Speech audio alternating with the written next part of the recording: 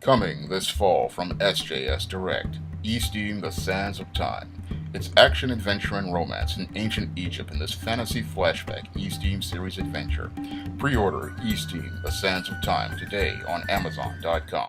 Now that Dan Didio is back in charge of DC Comics, it looks like he not only wants to bring back his failed New 52 DC universe, but he also wants to bring in a new era of what many people call SJWDC.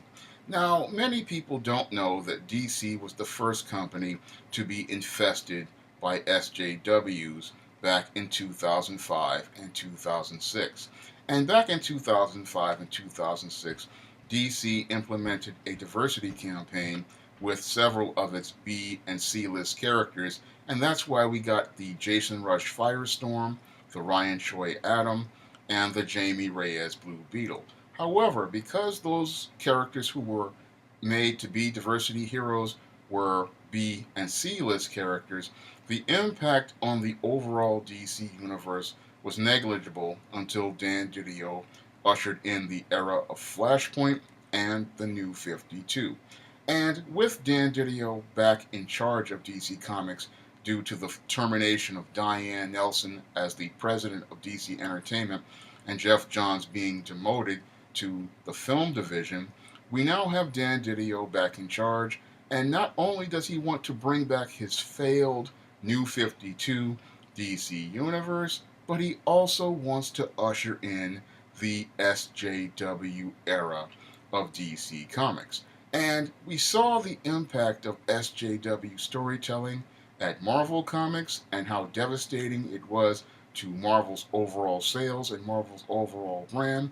But now that cancer has now come to DC Comics, and it looks like that cancer is starting to spread from its Batgirl of Burnside comic all into many of their mainstream titles. Because with Brian Michael Bendis now writing Superman, it looks like he's getting ready to destroy that title in the same way he destroyed the Iron Man comic for Marvel Comics. Because your Brian Michael Bendis, after writing 6 fairly decent issues of Man of Steel, has decided that he's going to divorce Lois and Clark, the super couple of DC Comics, and that looks like it's starting to head down Dan Didio's old model of superheroes can't be happy, superheroes have to be miserable, and it looks like your Brian Michael Bendis, who was starting to look like he was starting to turn things around as a writer, is now going back to his same old dysfunctional storytelling habits in recent issues of Superman. So when it comes down to Superman, it looks like he's gone from becoming one of the better selling comics at DC to heading down a road to becoming SJW Superman. And it looks like your Brian Michael Bendis is getting ready to turn Superman into a super beta. Now, when it comes down to Batman, Tom King has literally turned Batman into a simp. And after Batman number 50, where Bruce Wayne was left standing at the altar when Selina Kyle left him standing there at the altar, we saw Batman in issue 51 and 52 turning into the beta male Batman. So Tom King and Brian Michael Bendis have taken the world's finest and turned them into the world's beta male superheroes. But the SJW cancer, it looks like it's further spreading into DC Comics because Kelly Sue DeConnick, the woman who brought us Carl Manvers, is now going to be writing Aquaman. And your Kelly Sue DeConnick is saying that she wants to turn Aquaman into Wonder Woman. So basically, she wants to turn Aquaman into an Aquamangina. And that's not something that's really good for this title because Aquaman was one of the comics that was critically praised consistently ever since the New 52 came to fruition, and is considered one of the better selling books at DC. So this editorial decision to bring in this Kelly Sue DeConnick to Aquaman, this is a truly bad decision from your Dan Didio at DC. This woman is responsible for creating a character that is one of the most reviled in all of comic fandom and is one of the worst selling comics at Marvel Comics. So, why would you hire this person to work on a comic that is getting a lot of critical praise from comic fans, is being bought consistently by comic fans, and is a comic that has a movie getting ready to come out? What you're doing by hiring this woman is torpedoing all of Aquaman's momentum for sales and not giving customers an incentive to go out here and buy more Aquaman comics. What you're doing is alienating customers because once they hear that this Kelly Sue DeConnick is going to be writing Aquaman, they're not going to have a reason to go out here and buy Aquaman comics because with her talking about turning Aquaman into an Aquamangina, that's going to make many comic fans say, you know, I can do something better with my $3.99 than have to read a comic filled with identity politics. Now, the other mind-boggling decision your Dan Didio made was hiring G. Willow Wilson to write Wonder Woman. And this is a head scratcher for me because your G. Willow Wilson, after one of the most disastrous runs on the Kamala Khan Ms. Marvel title, is someone you would not really want to consider writing a comic book for a character who was about to star in a feature film like Wonder Woman 1984 and a comic that you really need to get readers behind in your industry because this is one of your flagship characters. I would not want to put a woman who has no sales on this book. And your G. Willow Wilson has proven that she just can't sell comics. And her writing style, as I see it, is just not a good organic fit for Wonder Woman. After reading several of her Ms. Marvel comics and seeing how dreadfully paced they are, how weak the characterizations are, and how weak the character development is, I can honestly say that this is not the writer who should be writing Wonder Woman right now. When it comes down to Wonder Woman, it should be fast-paced action, not long expository scenes of talking like we saw in that horrific Kamala Khan Ms. Marvel. And when I look at your Dan Didio's editorial decisions, they literally look like the same incompetent decisions he's been making ever since he got to be in charge of DC Comics back in 2004. Now, back in 2004, your Dan Didio infamously said that Identity Crisis needed a rape in the storyline. And with that, he started the road to DC going into decline and literally led it into complete near collapse with the New 52. And with this man back in charge of DC and ushering in the second age of what I call SJWDC, it looks like he's getting ready to take DC down the same dysfunctional road that Marvel is on right now. And it looks like DC is starting to see those precipitous drops in sales that Marvel saw when it went out here and hired people like your Brian Michael Bendis and your G. Willow Wilson and your Kelly Sue DeConnick. Because when Marvel hired those exact same people, they saw precipitous drops in sales for many of their titles because many of their titles did not feature fast-paced action and adventure stories. No, what it featured primarily were stories filled with exposition, lots of dialogue, and lots of scenes of superheroes sitting around in restaurants talking, and no scenes of heroes taking on bad guys. Something people want to see in a comic book. All the things people wanted to see in a comic book, like superheroes having fast-paced action and adventure, they did not see that in the comics from these people. No, what they got were long expository sequences, excuse me, long sequences of people going back and forth, having conversations, and that's not what we want in a superhero comic at Marvel, and that's what DC fans aren't going to want at DC, because many of these so-called SJW titles, they are some of the poorest selling books in the industry, and it just is a head scratcher for me for why your Dan Didio would go out here and hire these people who have proven that they cannot sell comics at Marvel over at DC when DC looked like it was getting ready to really start making some gains in market share and really going to start building some overall momentum and really start becoming a serious competitor.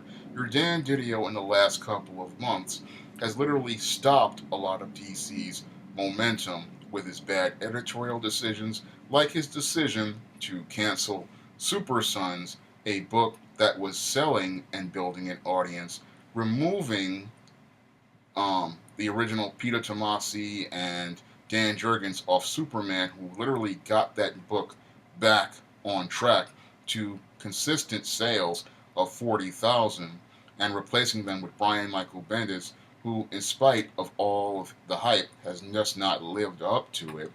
And then bringing in your Kelly Sue DeConnick and your G. Willow Wilson to write your DC's Wonder Woman and Aquaman, two characters who have movies coming out, and two characters who need to be featured prominently, taking on members of their rogues galleries in their comics as their comics are getting ready to come out when these films come out, so that it coincides and gives readers incentive to go out here and buy Aquaman and Wonder Woman comics. But because you have two grossly unqualified writers getting ready to come into Aquaman and Wonder Woman, that's going to send their sales into a nosedive, and it's not going to give readers incentive when they come out of the movie to go out here and buy those comics on the regular.